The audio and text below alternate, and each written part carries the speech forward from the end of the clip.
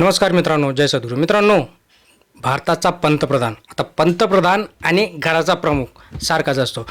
पंतप्रधानाला संपूर्ण भारताची जी काही जनता आहे त्याच्यावर लक्ष ठेवणं, त्यांच्या आर्थिक गोष्टी, त्यांच्या सुरक्षेच्या व्यवस्था, त्यांच्या जगण्याच्या गोष्टी, त्यांच्या राहण्याच्या, त्यांच्या खाण्यापिण्याच्या, ह्या सगळ्या गोष्टी, अन्न वस्त्र निवारा, ह्या सगळ्या गोष्टी ज्याप्रमाणे आपले घरातील वडील आपल्या सगळ्यांना सांभाळ करतात, आपल्या सगळ्यांचा सांभाळ करतात, त्या पद्धतीने पंतप्रधानाचं काम असतं. संपूर्ण जनता, मग त्याच्यामध्ये भेदभाव न करता, हिंदू मुस्लिम असं कुठलंही भेदभाव न करता संपूर्ण जनतेला सुखी ठेवण्याचं काम, त्यांचं संरक्षणाचं काम हे पंतप्रधानाचं असतं. विषय हाच आहे की ज्या पद्धतीने पुलवामाचा हमला झाला त्यानंतर मोदी शेठने कोणत्या गोष्टी करणं अपेक्षित होतं आणि गोष्टी घडताय कोणत्या, यावर सगळ्यांनी विचार करणं गरजेचं आहे. आणि हेच आपण या आजच्या व्हिडिओच्या माध्यमातून जाणण्याचा प्रयत्न करणार आहोत. नमस्कार, मी सचिन परत एकदा तुमचं स्वागत करतो. मित्रांनो, अजून चॅनलला सबस्क्राईब केलं नसेल, सबस्क्राईब करा, लाईक करा, शेअर करायला विसरू नका, कारण की तुमचा सपोर्ट आणि खरा विषय आपण इथे नक्कीच मांडत असणार आहे. 22 एप्रिल रोजी जो हमला झाला, त्या हमल्यामध्ये दुर्दैवी 27 लोकांचा मृत्यू झाला. त्याच्यामध्ये कोणी गरीब होतो, कोणी सर्वसामान्य जनता होती, लेफ्टनंट होते, कर्नल होते, जनरल होते, आई होती, कोणाची भाऊ, कोणाचं बहीण, या सगळे लोक 27पणे निर्गुणपणे हल्ला झाला आणि तिथे त्यांचे मृतदेह सापडले.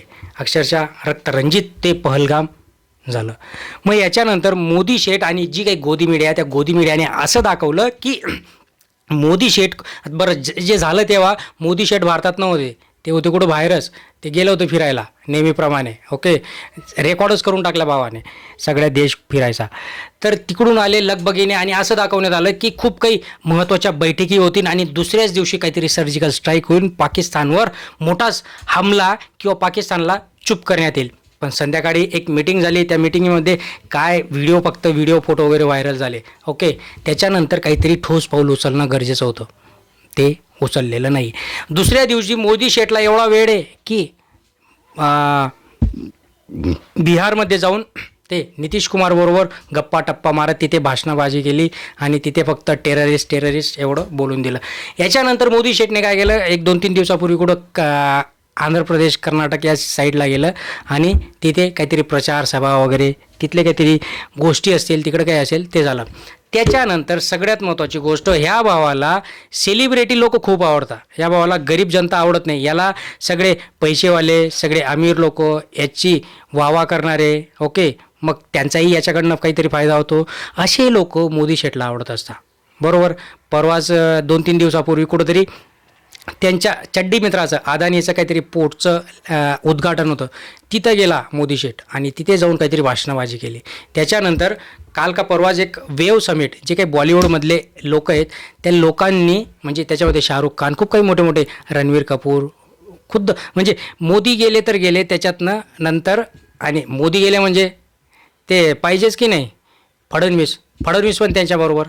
म्हणजे भारतामध्ये काय विषय आहे, भारतामध्ये परिस्थिती काय आहे, भारताची आजची घडीची काय आहे, लोकांचे जे काही वारले ते लोक, त्यांच्या डोळ्यातले अश्रू अजून पुसले गेलेले नाही आहेत, त्यांच्या घरच्यांना न्याय मिळाला नाही आहे आणि मोदी शेठ तिथं जाऊन त्या लोकांमध्ये गप्पा टप्पा, मजा मस्ती, आपला भारताचा सिनेमा हा जगात प्रसिद्ध व्हायला पाहिजे. अरे बाबा, ते सिनेमाचं जाऊ दे ना, ते लोक नंगा नाच करत आहे सिनेमावाले. बरोबर, बॉलिवूड अक्षरशः थर्ड क्लास झालं, कोणी बघत नाही ते बॉलिवूडवाल्यांची पिक्चरं, सगळे ते साऊथवाल्यांची पिक्चर बघता, मराठी पिक्चर बघता. आणि हा गेला त्या बॉलिवूडवाल्यांचे, आपला सिनेमा जगात नंबर ऑलरेडी झाला आहे. भरपूर पिक्चर आहे की ज्यांचे 400-500 आमिर खानचे काही पिक्चर आहेत ते झालेत, ते हॉलिवूडमध्ये रिलीज होता डब करून.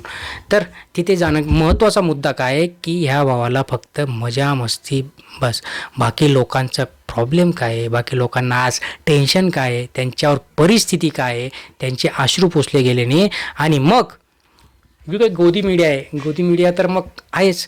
मोदी शेठने हे निर्णय घेतले, जलसिंधी करार केला, भावाला महत्त्वाच्या गोष्टी सोडून त्यांचे यूट्यूब चॅनल बंद केले. बरोबर, त्यांची डाक सेवा बंद केली. म्हणजे मी बोललो होतो 2-3 दिवसापूर्वी पण बोललो, मग जे काही पुलवामा हमला झाला होता त्याच्यानंतर पण ह्या गोष्टी चालू होत्या का, या गोष्टींचं उत्तर देणं गरजेचं आहे. पण ह्या मोदीकडनं काहीच अपेक्षा आता उरलेल्या नाही आहेत. आणि लोक पण एवढं मूर्ख आहेत की त्याला मतदान करता. बरं त्याला मतदान करता का ते EVMचा घोटाळा आहे काय माहिती. भाऊ अर्धे लाकडं जात आहे मसनामध्ये आणि भावाला आता अशा गोष्टी फिरवण्यासाठी मजा येत असते.